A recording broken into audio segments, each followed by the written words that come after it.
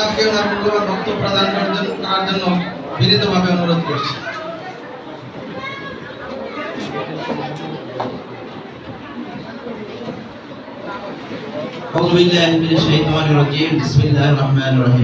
উপস্থিত আজকের এই নতুন সভাপতি পরিচিতি অনুষ্ঠানের সম্মানিত সভাপতি আমার উস্তাদ জনাব শামসুদ্দিন সাহেব, আর উপস্থিত কামরুদ্দিন ইউসুফ আলী উচ্চ বিদ্যালয়ের প্রধান শিক্ষক আমার বড় ভাই ইয়াসুদ্দিন মাস্টার সাহেব, এবং আরো উপস্থিত ডক্টর মাদ্রাসার সুপার আবু হানিফ ভাই, আব্দুল মালিক চাচা, এবং আরো উপস্থিত মাওলানা আবু তাহের, এবং আমার আরো উস্তাদ মাওলানা মাহমুদুল হাসান, কামরুজ্জামান ভাই সহ এলাকার গুরুজন এবং সামনে ছাত্রছাত্রী ভাই ও বোনেরা, আসসালামু আলাইকুম ওয়া রাহমাতুল্লাহ।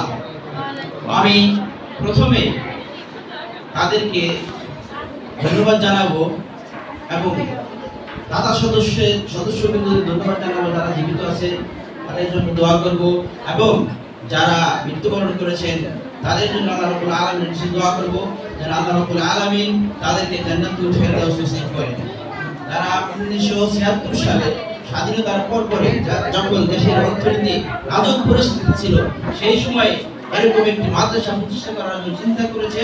এজন্য আমরা তাদের অসংখ্য ধন্যবাদ জানাই এবং তাদের জন্য অসংখ্য আল্লাহ রাব্বুল আলামিনের কাছে দোয়া করি। দ্বিতীয়ত, আমি যেহেতু এই মাদ্রাসার ছাত্র, এই মাদ্রাসা আমরা 6 পর্যন্ত পড়েছি। দ্বিতীয়ত, আমরা সেই শিক্ষকবৃন্দদের ধন্যবাদ জানাবো যারা রিটায়ারমেন্টে আছেন, তারা যেন সুস্থ থাকেন, ভালো থাকেন। সবাইকে আমি ধন্যবাদ জানাবো এবং দোয়া করবো। এবং শিক্ষকদের মধ্যে বিশেষভাবে মনে পড়ে সেই আব্দুল মান্নান স্যার এবং আমাদের খালেদা, সম্ভবত আমাদের এই দুজন টিচার মারা গেছে এই মাদ্রাসার, তাদের জন্য দোয়া করবো আল্লাহ রাব্বুল আলামিন যেন তাদের জান্নাতুল ফেরদাউস নসিব করে। এখানে আমার আরো শিক্ষক মাহমুদুল হাসান সাহেব উপস্থিত আছেন, ওনারও শারীরিক কিছু অসুখ বিসুখ হয়েছে, আমরা দোয়া করবো আল্লাহ রাব্বুল আলামিন তাদেরকে যেন সুস্থ করে দেন। সম্মানিত ভাইরা, আর আমি আজকে অনেক আরো বেশি খুশি হতাম। এখানে 4 জনের প্যানেল ছিল, একজন বিজয় লাভ করেছে আমাদের মিরাজুদ্দিন ভাই, যে বাকি 3 জন যারা ছিল তারা যদি এখানে আসতে অনুষ্ঠানের সৌন্দর্য আর কিন্তু অত্যন্ত দুঃখের বিষয় আমরা ওনাদের কাউকে দেখছি না। আমি তাদেরকেও অভিনন্দন জানাই। আমাদের যে নির্বাচিত হয়েছেন আমাদের মিরাজুদ্দিন মাস্টার সাহেব ভাইকে অভিনন্দন জানার সাথে সাথে প্যানেলের অন্যান্য যারা ছিল তারা নির্বাচিত হতে পারেন নাই, তাদেরকে অভিনন্দন জানাই প্যানেলে থাকার জন্য।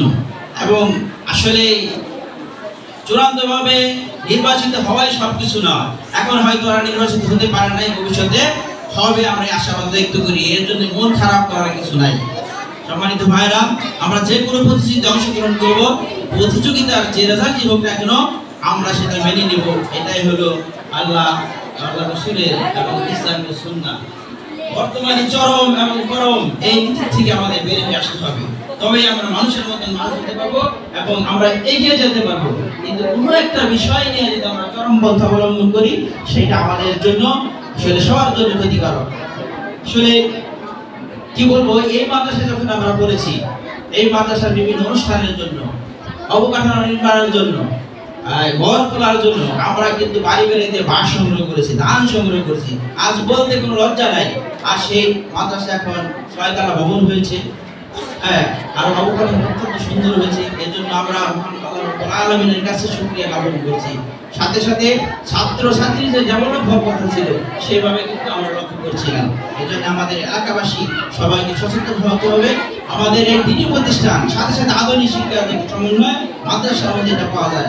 আগে আমরা পেপার পত্রিকায় পড়তাম, লেখালেখি করতো যে সমাজের যে ছেলেটা, যে পরিবারের যে ছেলেটা সবচেয়ে দুর্বল, দুষ্ট, চলতে ফিরতে পারে না, মোটামুটি একটা সিস্টেম, মানে অকিছু ছেলে মেয়ে, সেগুলোর মাদ্রাসায় দায়িত্ব মানুষ হওয়ার জন্য। আসলে এই ধারণা পাল্টিয়েছে, এই ধারণা শেষ হয়ে গেছে। বরং দেশের মধ্যে সারা বাংলাদেশের আছে মাদ্রাসার ছাত্ররা আজকে মাস্টার হয়। আপনারা জানেন ঢাকা বিশ্ববিদ্যালয় এবং আগ্নিগড় বিশ্ববিদ্যালয় নির্বাচনের যে রেজাল্ট এবং যারা নির্বাচন করেছে, যারা মেধা তালিকায় আছে, তারা 95% মাদ্রাসা ছাত্র। এক বক্তা বলেছেন, এই জন্য মাদ্রাসাকে অবহেলার কোনো কারণ নাই এবং সেই ধরনের দিনও নাই। আরেকটা বিষয়, যেখানে বিজ্ঞান ভবন বিভাগ খোলার জন্য উদ্যোগ নিয়েছে, আমরা এটা অত্যন্ত সাধুবাদ জানাই এবং আমরা কথা দিচ্ছি সভাপতিকে সামনে রেখে এর জন্য যত সাহায্য সহযোগিতা করা লাগে অবশ্যই আমরা করব। কিন্তু দুঃখের বিষয় হলো এটা, যারা বড় বড় দলের সভাপতিরা এখানে এসেছে, সভাপতি হয়েছে, কিন্তু আমরা শিক্ষার যে উন্নয়ন সেই ব্যাপারে আমরা আসলে ওই রকম লক্ষ্য করতে পারছি না, কারণ আমরা আসতে পারি না, আসি না, আমরা এই ব্যাপারে জানি না।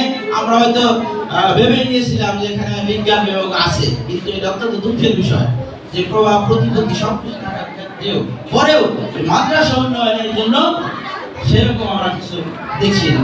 সম্মানিত ভাইরা, আর সভাপতিকে আরেকটা রিকোয়েস্ট করবো যে এই শিক্ষা প্রতিষ্ঠান, যদিও আপনি একটি রাজনৈতিক দলের সভাপতি গাছাইনের, এই শিক্ষা প্রতিষ্ঠানে রাজনীতি প্রভাব মুক্ত থাকে।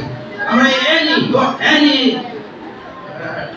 রাজনৈতিক দল আর কি তাদের যে কোনো প্রভাব মুক্ত আমরা এখানে দেখতে চাই। জামাত বিএনপি সহ যত দল আছে সকল দলের প্রভাব মুক্ত ক্যাম্পাস আমরা কাফেলা বালিকা মোহাম্মদিয়া মাদ্রাসায় দেখতে চাই।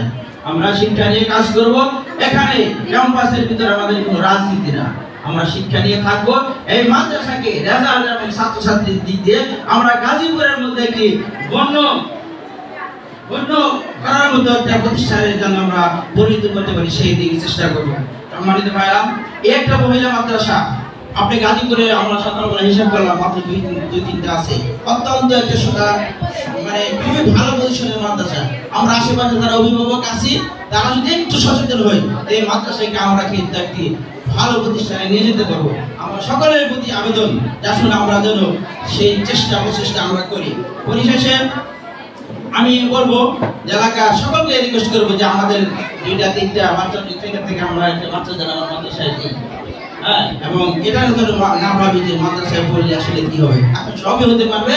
এবং আপনারা যদি উদ্যোগ নেন এই মাদ্রাসায় পড়ে ডাক্তার, ইঞ্জিনিয়ার সহ যত ধরনের বড় বড় পেশার বিভাগগুলো আছে সব জায়গায় চাকরি বাকরি করতে পারবে, এটা আপনি নিশ্চিত থাকেন। আমি সর্বশেষ ছাত্রছাত্রীদের ধন্যবাদ জানাই যে অনেক কষ্ট করছে এবং যারা কষ্ট করছে অতিথিগুলো এসেছেন তাদের সকলকে ধন্যবাদ জানাই। এবং আমরা এই মাদ্রাসার জন্য আপনাদের সকলের কাছে সার্বিক সাহায্য সহযোগিতা চেয়ে, আপনাদের ভালোবাসা চেয়ে এবং সাহায্য সহযোগিতা চেয়ে আমি আমার কাছে শেষ করছি। আপনারা সকলে ভালো থাকবেন। আসসালামু আলাইকুম ওয়া রাহমাতুল্লাহি ওয়া বারাকাতুহু।